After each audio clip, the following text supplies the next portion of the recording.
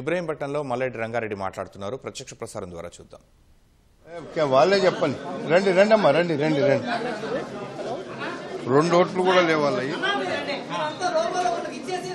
ఈరోజు జరిగిన ఎలక్షన్స్ ఏవైతున్నాయో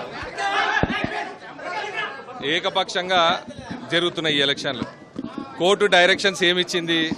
ఫ్రీ అండ్ ఫెయిర్ మేనర్లో ఎలక్షన్స్ కండక్ట్ చేయమని డైరెక్షన్స్ ఇచ్చింది.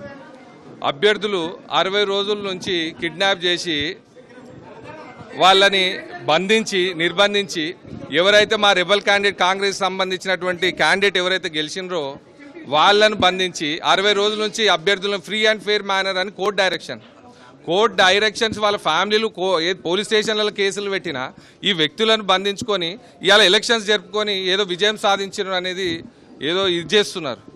ఇక్కడ మేము కోరేది ఒకటే, 3 అబ్జెక్షన్స్ ఉన్నాయి. ఈ మున్సిపాలిటీలో 3 మున్సిపాలిటీలు ఆగినాయి. కానీ 3 మున్సిపాలిటీలో మా మున్సిపాలిటీది ఒక రకం వేరే రకంగా ఉన్నది. ఎట్లున్నదంటే, ఒకటి దొంగ క్యాస్ట్ సర్టిఫికేట్ మీద ఒక అభ్యర్థి గెలవడం జరిగింది. దాని మీద డిఎల్సి రిపోర్ట్ ఉన్నది, వాళ్ళను డిస్మిస్ చేసినట్టు. రెండోది ఏదైతే ఒకే వ్యక్తి 2 ఓట్లు వేసిండు అనేది గవర్నమెంట్, అది కూడా ఎలక్షన్ కమిషన్ డిస్మిస్ చేయమని, అభ్యర్థిని డిస్మిస్ చేయమని అది కూడా ఇచ్చింది. ఆ ఆర్డర్ను లెక్కలకు తీసుకోకుండా, ఈ దొంగ క్యాస్ట్ సర్టిఫికేట్ లెక్కలకు తీసుకోకుండా ఇవాళ ఏకపక్షంగా నిర్ణయం తీసుకోవడం. ఎవరైతే చైర్మన్ అభ్యర్థి అని ఇప్పటిదాకా మీద ప్రతిపాదించిండ్రో ఆ చైర్మన్ అభ్యర్థి మీద దొంగ అఫిడవిట్ అనేది కోర్టులో కేసు నడుస్తుంది. ఈ 3 ఓట్లు లేనట్టయితే ఇవాళ కాంగ్రెస్ పార్టీదే ఈరోజు చైర్మన్. మేము ఎలక్షన్ కమిషన్కి ఒక ప్లీ పెట్టుకున్నాము, అభ్యర్థించుకున్నాం. అమ్మ ఆపండి ఎలక్షన్స్, మేము నష్టపోతాము, కాంగ్రెస్ పార్టీ ఏదైతే ఉందో నష్టపోతుంది. మేము నైతికంగా గెలిచినాం. ఇవాళ ఈ ఇబ్రాహీంపట్నం మున్సిపాలిటీలో ఎట్లా గెలిచినాము? 35 ఓట్లతోని 5 సీట్లు ఓడిపోయినాం. ఒకటి 2 ఓట్లతోని, ఒకటి 4 ఓట్లతోని, ఒకటి 12 ఓట్లతోని, ఒకటి 17 ఓట్లతోని సీట్లు ఓడిపోవడం జరిగింది. కాకపోతే ఇబ్రాహీంపట్నం మున్సిపాలిటీ ప్రజల యొక్కటి వాళ్ళందరిది కూడా మాకే బీఆర్ఎస్ కన్నా 2300 ఓట్లు మా మీద మెజార్టీ చూపించిండ్రు.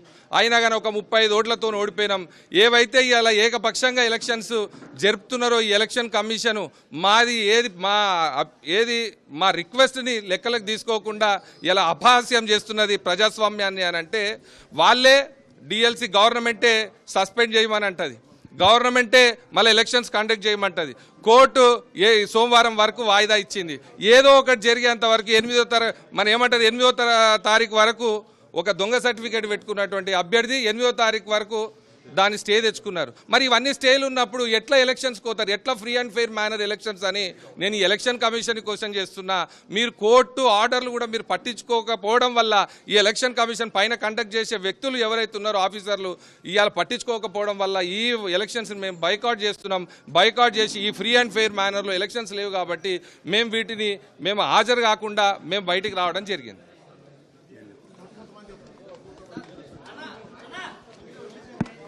అమ్మా ఇప్పుడు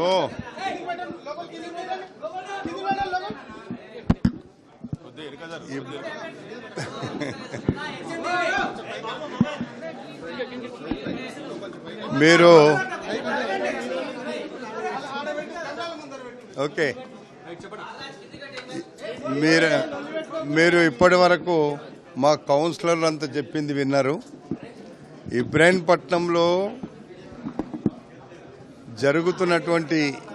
జరిగినటువంటి ఎన్నికలకు మాకేం బాధ లేదు. మెజారిటీ ఓట్లంతా కాంగ్రెస్ పార్టీకే ఉన్నాయి. 2300 ఓట్ల మెజారిటీ ఉన్నా 35 ఓట్లతోని కొన్ని అటు ఇటుగా వాళ్ళు ఎలా గెలిచినరో 35 ఓట్లతోని గెలిచిన సీట్లు 1, 2, 5, 7, 9 ఇట్లా ఓట్లతో గెలిచినారు. గెలిస్తే అది 1 ఓటుతో గెలిచినా మేము దాన్ని అబ్జెక్షన్ చేయలేము మా వాళ్ళు. కానీ వాళ్ళు చేస్తున్నటువంటి ప్రక్రియ 52 రోజులు దొంగల్లాగా బంధించి వీళ్ళు ఎన్నికలు చేస్తున్నారు అంటే నిజంగా పాపం వాళ్ళని చూస్తే నాకు జాలి వేసింది. ఈరోజు ఇక్కడ ఎవరు గెలిచినా ఎవరు వ్యక్తులున్నా ఇబ్రాహీంపట్నం అభివృద్ధికి ఒక శాసనసభ్యునిగా కోట్లాది రూపాయలు తెచ్చి పెట్టడానికి మా ప్రభుత్వం ఇక్కడ ఉంది.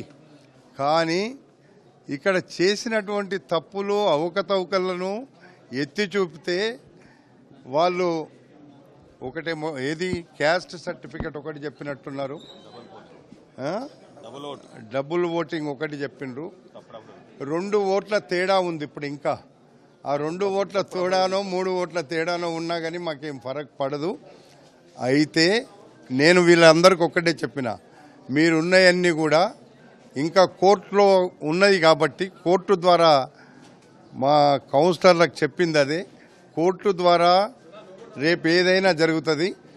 మీరు ఏ మాత్రం కూడా మీరు ఇక్కడ తొందరపడి అక్కడ ఎలక్షన్ ఆపడం కరెక్ట్ కాదు, జరపనియండి అని చెప్పి బైకాట్ చేసినాం. ఓకేమ్మా, ఇప్పుడు మేము బయటకు వచ్చేసినాం. ఎన్నిక జరుగుమని చెప్పినాం, ఎన్నిక కాలేదు జరుపుకోమని చెప్పినాం. బహిష్కరం. కాంగ్రెస్ పార్టీ ఎన్నికలను బహిష్కరించింది. వాళ్ళు చెప్పిండ్రు కదా, ఇక వాళ్ళు చెప్పింది మీరు రాసుకోండి చాలు.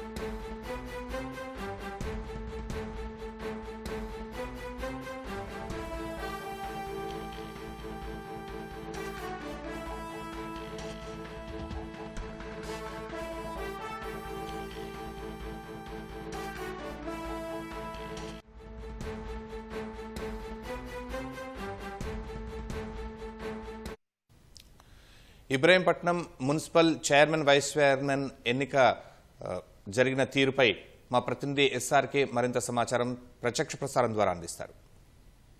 ఇక్కడ జరుగుతున్నటువంటి వైస్ చైర్మన్ ఎన్నికను కాంగ్రెస్ వాళ్ళు బహిష్కరించి బయటకు వచ్చినటువంటి పరిస్థితి కనిపిస్తుంది. అయితే ఎన్నికల ప్రక్రియ ఏదైతే ఉందో అది సజావుగా జరగడం లేదని చెప్పి కూడా వీళ్ళు ఆరోపిస్తున్నటువంటి పరిస్థితి అయితే కనిపిస్తుంది. ప్రస్తుతం మనతో పాటు ఇక్కడ కాంగ్రెస్ పార్టీకి చెందినటువంటి వార్డ్ కౌన్సిలర్ ఉన్నారు. చెప్పండి సార్, అసలు లోపల ఏం జరిగింది? యాక్చువల్గా ఈ కోర్టు ఆర్డర్ ఏమున్నది, ఫ్రీ అండ్ ఫెయిర్ మేనర్లో ఎలక్షన్స్ నిర్వహించమని చెప్పింది కోర్టు. అంటే ఫ్రీ అండ్ ఫెయిర్ మేనర్ అంటే ప్రతి ఒక్క అభ్యర్థి గెలిచిన అభ్యర్థుల్ని ఫ్రీగా వదలండి, తర్వాత ఎలక్షన్స్ నిర్వహించమని చెప్పింది. కానీ అక్కడ ఫ్రీ అండ్ ఫెయిర్లు ఎక్కడ జరుగుతున్నది? ఇలా వాళ్ళు ఏకపక్షంగా ఎలక్షన్స్ నిర్వహించడం జరుగుతున్నది. మేము అడిగేది ఏంటి అని అంటే, ఇప్పుడు 3 మున్సిపాలిటీలు పెండింగ్లో ఉన్నాయి. ఇబ్రాహీంపట్నం మున్సిపాలిటీ వేరే పరిస్థితిలో ఉంది. ఒకటి దొంగ సర్టిఫికేట్ మీద ఆల్రెడీ డిఎల్సి రిపోర్ట్ ఇచ్చింది. ఏమని ఇచ్చింది? ఆ అభ్యర్థిత్వాన్ని ఆమె ఇచ్చింది ఫేక్ డాక్యుమెంట్ అని ఆల్రెడీ ఆర్డర్ ఇచ్చిండ్రు. రెండోది ఏమి ఇచ్చిండ్రు, ఒకే అభ్యర్థి గ్రామ పంచాయతీలో ఓటును వినియోగించుకున్నారు, మున్సిపాలిటీలో మళ్ళీ అభ్యర్థిత్వాన్ని వేసుకొని కౌన్సిలర్ గెలిచిండ్రు. దాని మీద కూడా ఎలక్షన్ కమిషన్ డిస్మిస్ చేస్తూ రిపోర్ట్ పంపింది. మేమేం అడిగినామంటే, ఈ 2 రద్దు అయిన తర్వాత ఆటోమేటిక్గా కాంగ్రెస్ పార్టీకే మెజార్టీ ఉంటుంది. ఇంకోటి ఏమున్నది, ఎవరైతే చైర్మన్ అభ్యర్థి ప్రకటించిండ్రో తన అఫిడవిట్లో ఏమున్నది, అఫిడవిట్ అనే దొంగ అఫిడవిట్ సమర్పించిండ్రు. అంటే దాని సుదర్శన్ రెడ్డి ఆయనది కూడా ఏమున్నది, రేపు కోర్టుకు పోయినరు, అది కూడా పెండింగ్లో ఉన్నది. ఇక్కడ 3 కేసెస్ పెండింగ్లో ఉన్నాయి. 2 ఆల్రెడీ తీర్పు వచ్చింది, అది కొంచెం ఒక 3-4 డేస్. ఇది ఎవరైతే క్యాస్ట్ సర్టిఫికేట్ ఉన్నారో ఆమె 8వ తారీఖు వరకు స్టే తెచ్చుకున్నప్పుడు ముందే ఎందుకు ఎలక్షన్స్ కండక్ట్ చేస్తుంది ఎలక్షన్ కమిషన్? మేము